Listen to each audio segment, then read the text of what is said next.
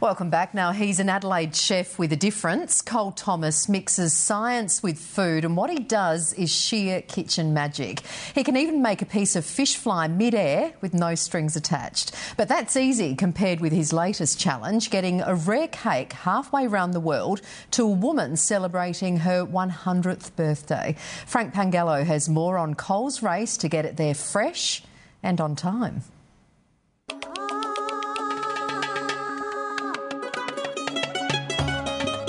I think the cake's going to be the icing on the cake. There's probably not much more Gertie Hirsch wants from her long life, except for one special request to celebrate her 100th birthday.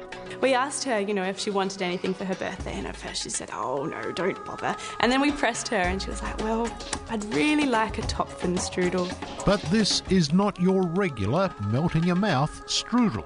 And Topfen strudel is a Viennese and southern German dish that is really quite exquisite.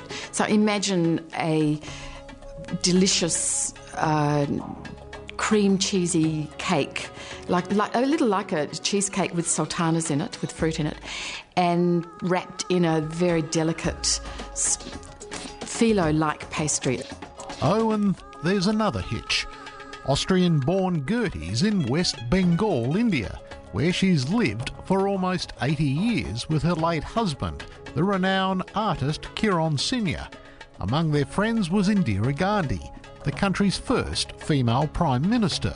It's not easy to find one of these strudels in India. I think your chances of finding a Topfen strudel in India would be 2, Nunn and Buckley's. Werner's husband, Robert Hirsch, is Gertie's great-nephew. With their daughter Lily, they are the only known relatives, and they're not going to disappoint her. Had we prepared it ourselves, it would be, first of all, a second-rate cake, and but also, by the time it got there, it would be soggy and pretty awful, really. And that's where Cole Thomas comes in. He's the chef de mission for Operation Topfen Strudel. You can't let down a 100, someone turning 100 years old. You've promised them a Topfen strudel. But when they went to source the ingredients, they found it was impossible. Cole's no ordinary culinary craftsman. He does extraordinary things in the kitchen, stirring science, chemistry and physics into his dishes. We try to use science to, I guess you could say, coax ingredients to their full potential. His signature dish is a gravity-defying piece de resistance. I was trying to imagine how, being a predatory fish and seeing your prey, you would eat it in almost an anti-gravity format. And as you'll see, it really takes the cake. Now what I'm going to demonstrate to you is how to make fish fly. And we're going to do it right at the dinner table.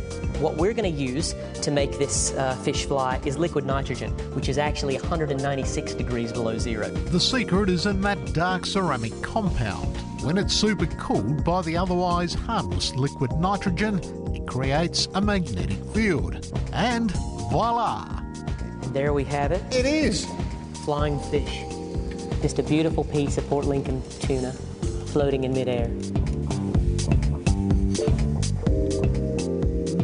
But that's easy peasy compared with Gertie's Topfen strudel. An authentic 1929 recipe. First, Cole must learn how to make one using an old recipe. It's a very delicate process that involves using making a very strong dough and then literally stretching that dough, stretching it so far that you can't imagine it's going to hold together. The vital ingredient is fresh quark, or as it's known in Austria, Topfen.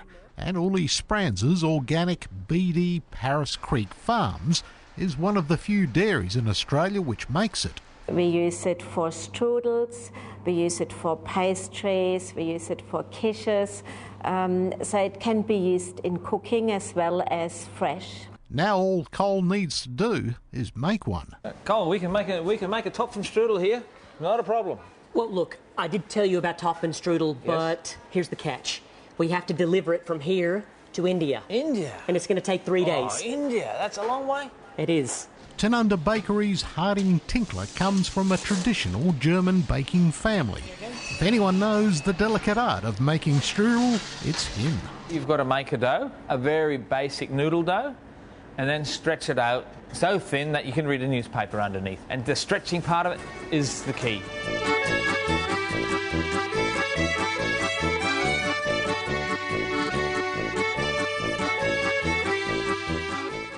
As they would say in Austrian, eine Gaumenweide. Beautiful, eine Gaumenweide. All right, here we go. A sensation for the taste buds. Now for the most challenging part.